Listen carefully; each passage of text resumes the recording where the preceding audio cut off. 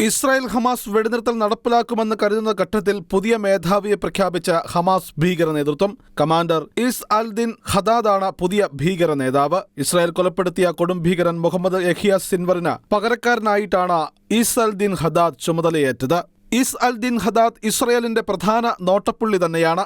2023 October 7 ഇസ്രായേലിൽ Hamas നടത്തിയ നരനായാട്ടിന് ആസൂത്രണം നടത്തിയവരിൽ 50-കാരനായ ഹദാദും ഉണ്ടായിരുന്നു. ഇസ്രായേൽ പ്രതിരോധ സേനാ വക്താവ് എഫി ഡെഫ്രിൻ ഇത് കഴിഞ്ഞ ദിവസം വ്യക്തമാക്കിയിരുന്നു. ഗാസ സിറ്റിയിലാണ് ഈസ് അൽ ദിൻ ഹദാദ് താമസിക്കുന്നത്.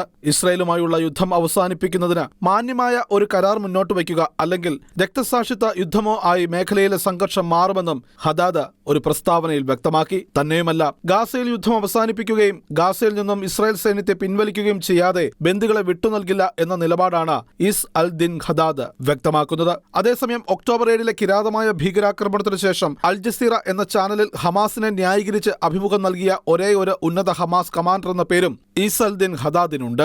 International desk, Shekinah news.